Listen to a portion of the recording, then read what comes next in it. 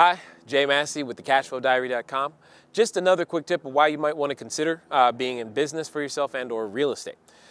Did you ever hear an acronym like IDEAL, that real estate's an ideal business? I have. And if you haven't, let me explain to you what I mean. The acronym is IDEAL. I-D-E-A-L. Income, depreciation, equity, appreciation, and leverage. Those 5 components exist inside of real estate and they provide lots of advantages. So let's talk about income real fast. Many of you know and have heard these shows on TV where they show you how to fix something up and then you sell it within a relatively short period of time. And by relatively short, in real estate terms, that could be 60 or 90 days. And in some cases, depending on the size of the real estate, that could actually be a couple of years. But you sell it and you make a whole bunch of money later. So you buy it down here, you fix it up and do some stuff to it, and then you sell it up here. That's one form of income typically known as a capital gain, depending on the time and frame in which you did that in. There's another form that I like a lot. Most people call them dividends if you're familiar with stock market investing, and it's rental income. That income comes in over and over and over again, month after month. It's actually a sale that happens every 30 days. And what you're in essence doing is that you are holding and maintaining control of an asset over time and being able to use it without absolutely selling the asset. Then you have depreciation. That's a gift from our tax code. Some of you may be already familiar with this. You just may not be familiar with how powerful that is, because even though it's an expense on the books, it's not actually cash out of your pocket.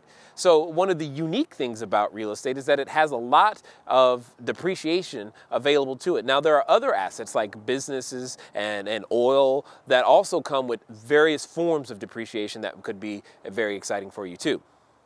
Then you have equity. That's typically what most people are referring to when you say equity, is what happens over time in terms of, maybe there's just more value over time that quote unquote gets built, or sometimes equity can come from a form of amortization where the loan goes down so that you end up with you owing less than what the house is worth. Some of you may not be familiar with that concept right now because of all the short sales and etc.